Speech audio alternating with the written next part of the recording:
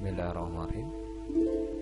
Ayo kita belajar kembali mata pelajaran IPS bersama Pak Ardi. Kali ini kita akan belajar tema 3 subtema 1. Tujuannya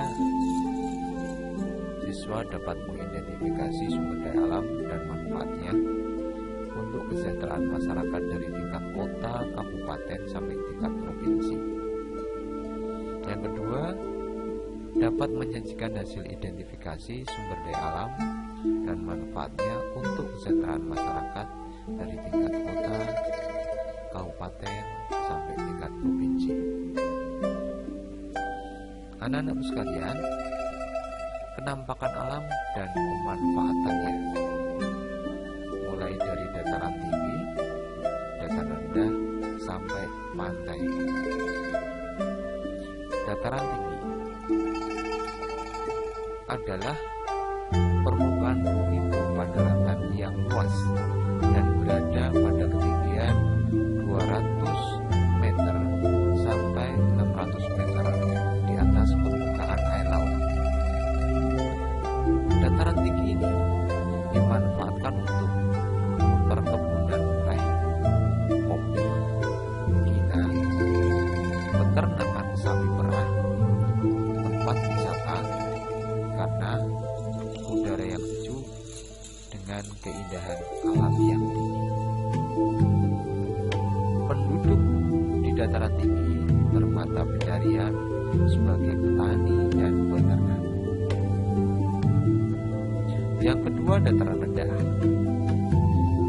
yaitu permukaan bumi berupa daratan yang luas dan berada pada ketinggian 0 sampai 200 meter di atas permukaan air laut.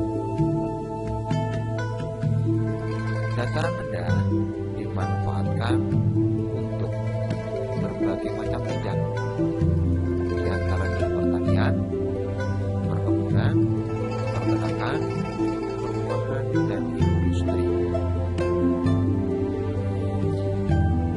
Hasil pertanian di dataran rendah antara adalah padi,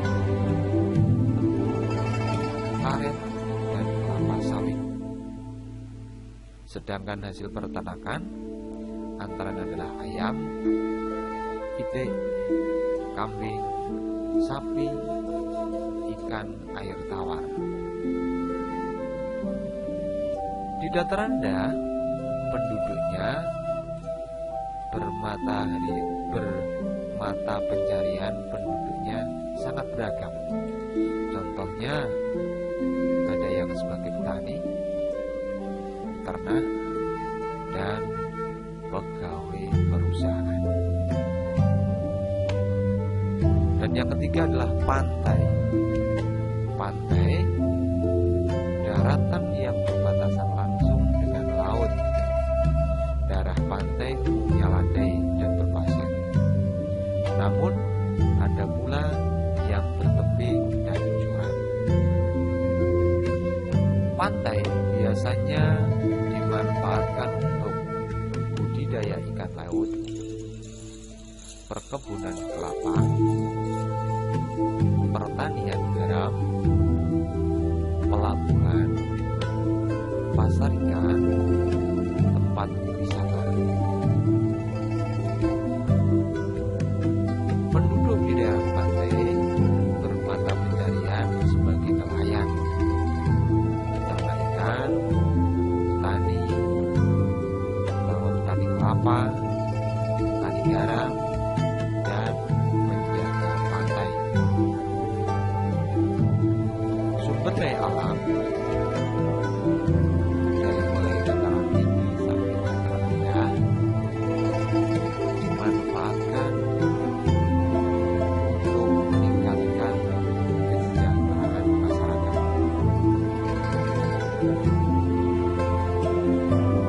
Selanjutnya, ciri-ciri sumber daya alam lingkungan.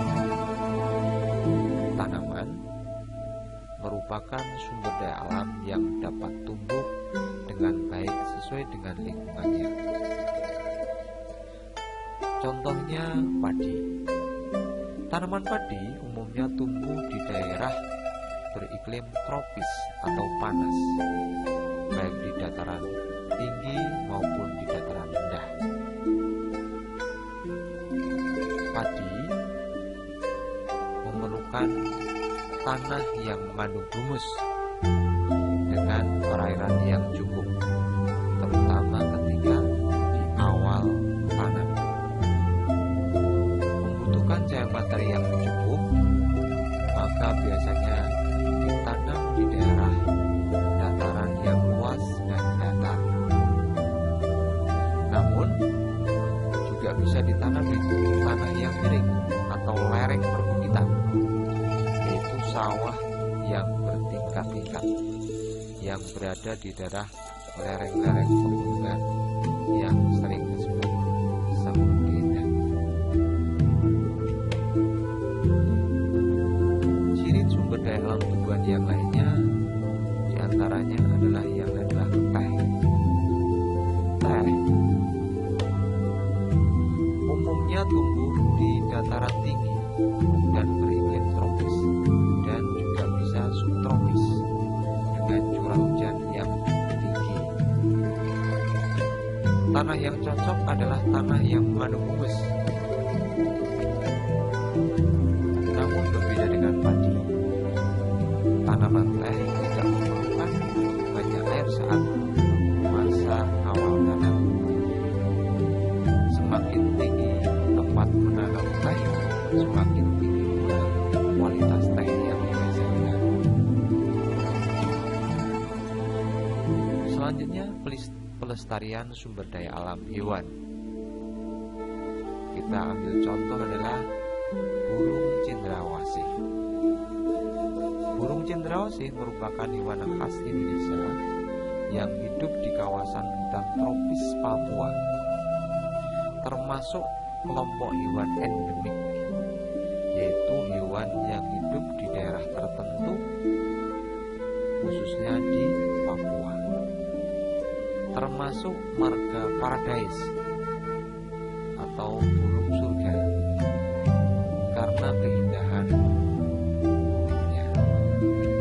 Ciri khusus bulu indah dengan kombinasi beberapa warna yang mencolok: hitam, coklat, oranye, kuning, putih, biru, merah, hijau, dan ungu. Burung cendrawasih termasuk hewan yang langka, maka yang boleh memelihara hanya pemerintah. Pemeliharaannya di tempat konservasi atau biasanya yang digunakan adalah kebun binatang dengan tujuan sebagai sarana pendidikan dan pengetahuan dan juga sebagai tempat wisata. Karena cendrawasih termasuk hewan yang langka, maka kita wajib melestarikannya dengan cara tidak memperjualbelikannya. Kedua, tidak memeliharanya secara perorangan.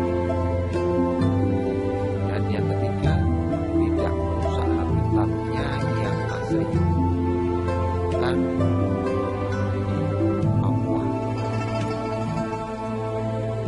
Demikian anak-anak sekalian, belajar kali ini silahkan kerjakan tugas soal di halaman 171 kayu berlatih. Terima kasih anak-anakku semuanya telah bersama Bardi dalam belajar IPS.